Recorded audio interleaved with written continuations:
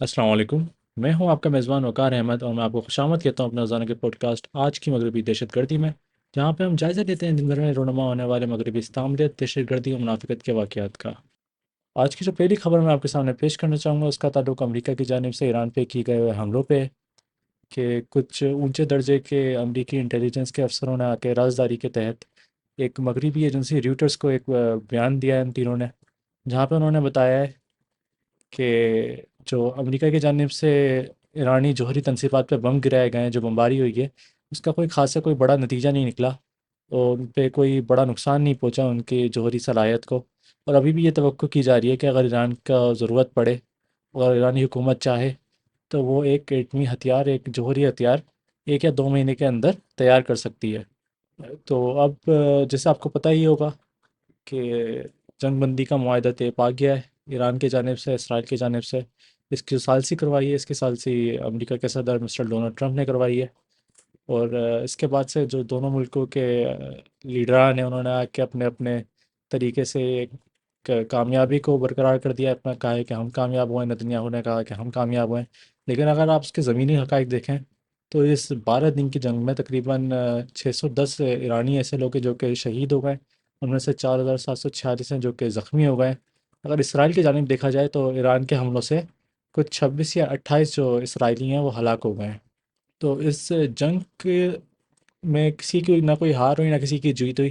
اگر کسی کو نقصان پہنچا ہے تو وہ امریکہ کی ساکھ کو ہے،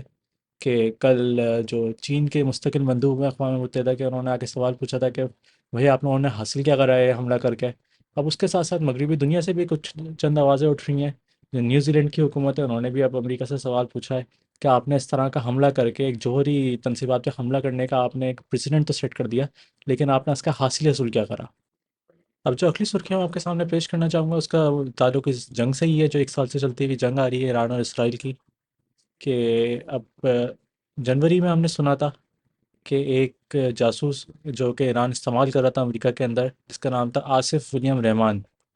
اس کو جنوری میں جو امریکی فوج ہے، امریکی جو پولیس ہے، اس کو حراست میں لے لیا تھا۔ اس کے اوپر الزام یہ تھا کہ اس نے جو دستاویزات ہیں، جاسوسی دستاویزات، ٹاپ سیکرٹ کلاسیفائڈ انفارمیشن امریکی فوج کی، وہ ڈپارٹمنٹ آف ڈیفنس کی، جس کا تعلق ایران سے تھا، جس کا تعلق اسرائیل سے تھا، اور اسرائیل کی جوہری طرح صلاحیت سے تھا، تو اس کو جنوری میں زیر حراست لے لیا تھا، اور اب اس کے آخر کار میں پتہ چلا ہے کہ اس کو 37 مہینے کے لیے قید کی سزا ہوئی ہے۔ اس کے ساتھ ساتھ اسی سے منسلک اگلی جو خبر ہے وہ آپ دیکھ سکتے ہیں، جو ویڈیو کلپ آپ کے سامنے چل رہی ہے، کہ آپ کو نظر آئے گا کہ ایران کی جو خفیہ پولیس ہے، وہ ان لوگوں کے ساتھ تفتیش کر رہی ہے، جن لوگوں کو ابھی پچھلے 2 ہفتوں کے درمیان تہران کی پولیس نے اور ایران کی پولیس نے زیر حراست میں لیا ہے۔ ان کے پاس سے ہتھیار نکلے تھے، ان کے پاس سے ڈرونس نکلے تھے، اور جو اس بات کی ان کے اوپر الزام لگایا جا رہا ہے وہ یہی ہے کہ یہ موساد کے ایجنٹس ہیں، اور یہ اقرار کرتے ہیں کہ یہ سب کے سب افغانستان سے آئے ہوئے ہیں۔ ان کو جو یہودی ایجنسی ہے، انہوں نے کچھ 200 سے $250 کے درمیان ان کو پیسے دینے تھے، جو کہ پاکستانی کچھ 90,000 یا 1 لاکھ بنتے ہیں۔ تو یہ ایسے وہ لوگ ہیں جو کہ 1 لاکھ کے نام پہ یا چند پیسوں کے نام پہ اپنے امت کو بیچنے کے لیے تیار تھے، اور ایران کے اوپر دہشت گرد حملے کرنے کے لیے تیار تھے، موساد کے کہنے پہ۔ اگلی جو سرخی میں آپ کے سامنے پیش کرنا چاہوں گا وہ دوبارہ سے مغربی چورن کی ہے، کہ اب جو یورپین یونین ہے،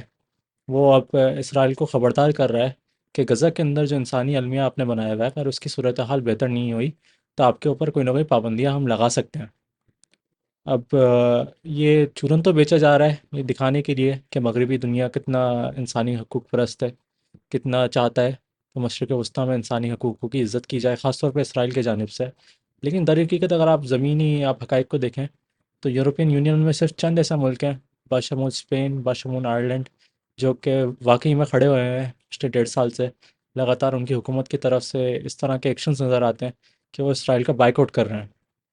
لیکن اگر آپ بڑے ملکوں کی جانب دیکھیں، جو یورپین یونین کے بڑے ملک ہیں جو کہ اس کی سیاسی ساکھ کو سنبھالتے ہیں،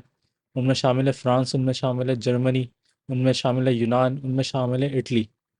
ان میں سے کسی ایک ملک کا اب تک کوئی عندیہ نہیں آیا ہے، ان کا کوئی اسٹیٹمنٹ نہیں آیا ہے کہ جو اسرائیل جو قتل عام کر رہا ہے غزہ میں، یہ کچھ غلط کام ہے یا نہیں ہے۔ بلکہ ابھی کچھ دنوں پہلے جرمن کے جو چانسلر ہیں، ان کے جو ٹاپ لیڈر ہیں ان کے کنٹری کے، تو ان کا ایک بیان آیا تھا کہ اسرائیل جو ہمارے لیے اسرائیل جو ایران کے اوپر حملہ کر رہا ہے وہ ہمارے لیے گندگی صاف کر رہا ہے، کچھ اور نہیں کر رہا۔ تو یہ یورپ کی ایک حقیقت ہے، یہ یورپ کی حکومتوں کی آج کی حقیقت ہے۔ اور یہ ایک طریقہ ہے مغربی چورن بیچنے کا، کہ ہمیں لگے کہ ہاں یورپ ہمارے ساتھ ہے، لیکن در حقیقت یورپ ہمارے ساتھ نہیں ہے۔ اب جو اگلی سرخیاں میں آپ کے سامنے پیش کرنا چاہوں گا ان کا تعلق غزہ سے ہے، کہ دی گارڈین کی ایک نئی سرخی آتی ہے جہاں پہ وہ بتاتے ہیں کہ کم سے کم 40 مزید فلسطینیوں کو غزہ میں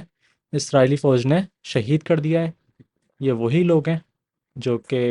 غزہ کے جو ہیومینیٹیرین فاؤنڈیشن کا جو امریکی اور یہ جو اسرائیلی تماشا ہے اس کے اندر گئے تھے، امدادی خیموں میں گئے تھے ان کے، اور وہاں پہ کھانے کے تلاش میں تھے۔ اور میں آپ کے سامنے ایک ویڈیو دکھاتا ہوں جو کہ وہاں کی زمینی حقیقت آئی ہے، کہ وہاں پہ کس طریقے سے ان لوگوں کو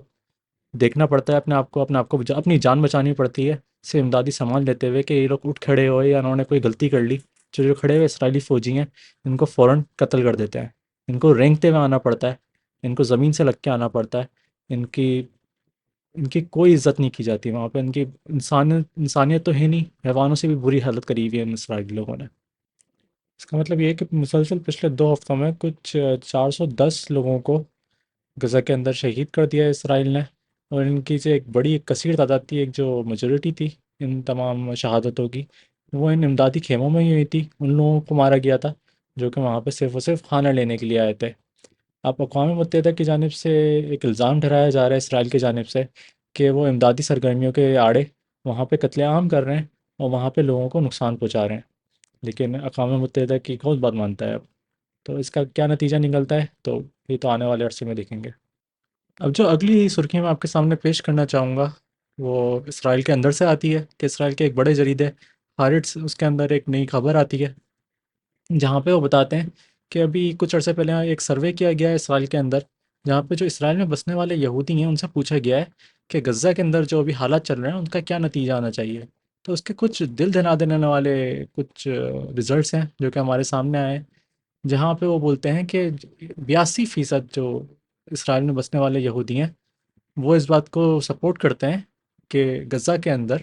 نسل کشی کی جائے، وہاں کے جو بسنے والے خاندان ہیں ان کو وہاں سے بے دخل کر دیا جائے، ان کی نسلوں کو وہاں سے ختم کر دیا جائے۔ اس میں سے اس کے ساتھ ساتھ کچھ 56% جو اسرائیلی یہودی ہیں وہ اس بات پہ یقین رکھتے ہیں کہ اسرائیل کے اپنے اندر، اسرائیل کے جو زمین ہے اس کے اندر جو بسنے والے فلسطینی لوگ ہیں ان کو ملک سے بے دخل کر دینا چاہیے، ان کو ملک سے نکال دینا چاہیے۔ لیکن جو سب سے زیادہ دل دہلا دینے والا جو نتیجہ ہے اس اعداد و شمار کا، وہ جب ان اسرائیلی یہودیوں سے پوچھا جاتا ہے کہ کیا غزہ کے اوپر جب قبضہ کر لیا ہے اسرائیلی فوج نے تو کیا اسرائیلی فوج کو وہاں کے بسنے والے تمام لوگوں کو قتل کر دینا چاہیے، یعنی کہ وہاں پہ قتل عام کرنا چاہیے، تو اس میں سے 53% بولتے ہیں کہ ہاں وہاں پہ اسرائیلی فوج کو قتل عام کرنا چاہیے۔ یعنی کہ اگر وہاں کی سیاست میں ایک بندہ اس پلیٹ فارم پہ کھڑا ہوتا ہے کہ مجھے آپ صدر بناؤ، اور میں غزہ کے 2 کروڑ جو بسنے والے لوگ ہیں، 2 کروڑ انسان وہاں پہ جو رہتے ہیں، میں ان سب کو ایک ایک کے گلا کاٹ دوں گا، ان کی ایک ایک کو میں قتل کر دوں گا، تو وہ الیکشن جیت جائے گا۔ یہ ایک ایسی معاشرے کی عکاسی کرتا ہے، ایک ایسے ملک کی عکاسی کرتا ہے جس کے اندر کسی بھی قسم کی کسی بھی لہجے کی کوئی اخلاقیات نہیں ہے۔ البتہ مغربی میڈیا میں تو بار بار یہ اس بات کو اونچا بولا جاتا ہے کہ اسرائیل اور لبنان کے درمیان جنگ بندی کا معاہدہ طے پایا ہوا ہے، اور اسرائیل کسی بھی قسم کا لبنان کے اوپر حملہ نہیں کرے گا۔ لیکن پچھلے جب سے اس جنگ بندی کو اثر میں لایا گیا ہے، جب سے کچھ 4,500 مرتبہ صرف اسرائیل یک طرفہ طور پر اس جنگ بندی کو توڑ چکا ہے اور لبنان پہ حملہ کر چکا ہے۔ تو ہمارے پاس آج ایک خبر آتی ہے جو کہ مغربی میڈیا رپورٹ نہیں کرتا، کہ لبنان کے ایک علاقے کے اندر ایک چلتی ہوئی گاڑی پہ اسرائیل کا ڈرون حملہ ہوتا ہے۔ اس کے اندر ایک لبنان کا بسنے والا آدمی جو کہ وہاں کا ایک منی ایکسچینج کی دکان چلاتا تھا ان کے دارالحکومت بیروت میں، ہیتن بکری نام کا،